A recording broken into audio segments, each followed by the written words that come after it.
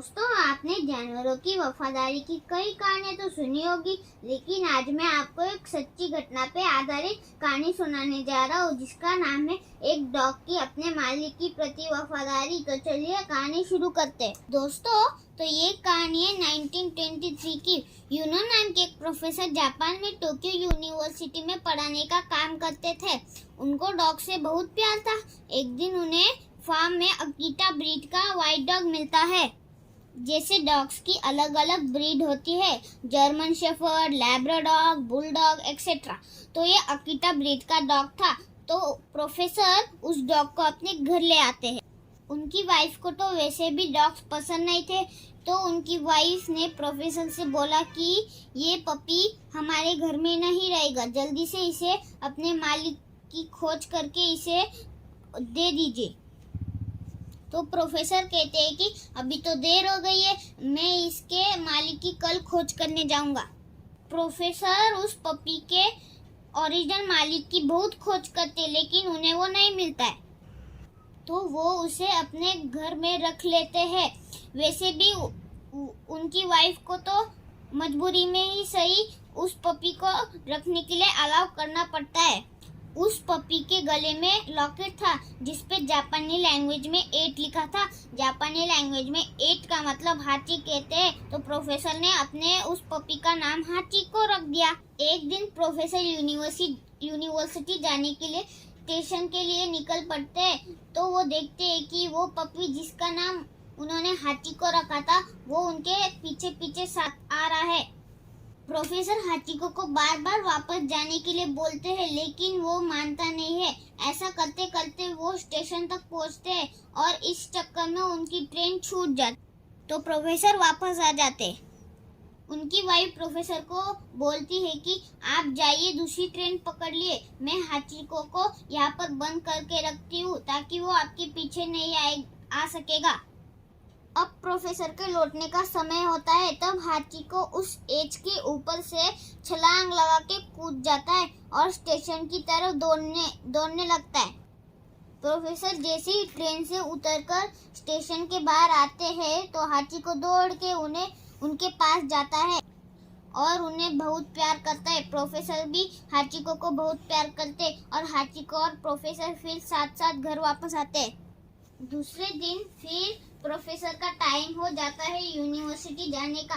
तो हाथी को उनका ऑलरेडी स्टेशन चलने के लिए बाहर इंतजार कर रहा था। इस बार प्रोफेसर उसे मना नहीं करते और हाथी को अपने साथ आने देते हैं। हाथी को प्रोफेसर को स्टेशन छोड़ के ट्रेन में बैठने के बाद वापस घर आता है और शाम को जब प्रोफेसर का लौटने का समय होता है, तब फिर से उन्हें लेने के लिए हाथी को स्टेशन पहुंच के प्रोफेसर का इंतजार करता है। अब ये प्रोफेसर के लिए और हाथी को के लिए मानो जैसे डेली का रूटीन हो गया हो। ये सब स्टेशन के बाहर जो दुकानें थी, उनके मालिक रोज देखते थे कि रोज एक डॉग अपने मालिक को स्टेशन छोड़ने के लिए आता है और फिर शाम को लेने आता है। तो दोस्तों, ऐसे ही एक दिन हाचिको ने प्रोफेसर को स्टेशन पे छोड़ा और वापस घर आ गया, लेकिन उस दिन प्रोफेसर को ब्रेन हैमरेज हुआ और वहीं पे उनकी डेथ हो गई। इसीलिए अब तो वो स्टेशन वापस कभी नहीं आने वाले थे। इधर शाम को हाचिको अपने मालिक यानी प्रोफेसर का इंतजार करते रह गया। रात बीत गई, दिन निकल आया, लेकिन प्रोफेसर आए नहीं। आते भी कैसे, वो तो अभी दुनिया में नहीं रहे।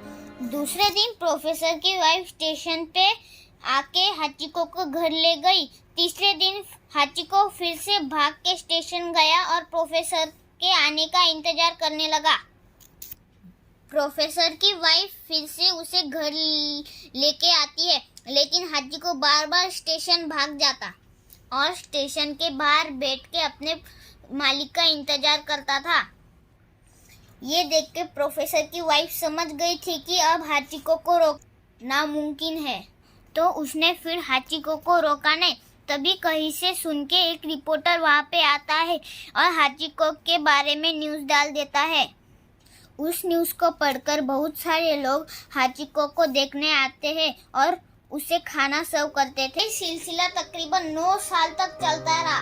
मतलब एक डॉग 9 साल तक स्टेशन के बाहर बैठ के अपने मालिक का इंतजार करता रहा कि मेरे मालिक आएंगे। तो दोस्तों, हाचिको एक दिन नहीं, 2 दिन नहीं, 1 हफ्ता नहीं, एक महीना नहीं, 1 साल भी नहीं, हाचिको पूरे 9 साल तक अपने मालिक का इंतजार करते रहा। और इस 9 साल में कितने मौसम आए होंगे, कितने मौसम गए होंगे, फिर भी हाचिको अपने मालिक के इंतजार में वही बैठा रहा।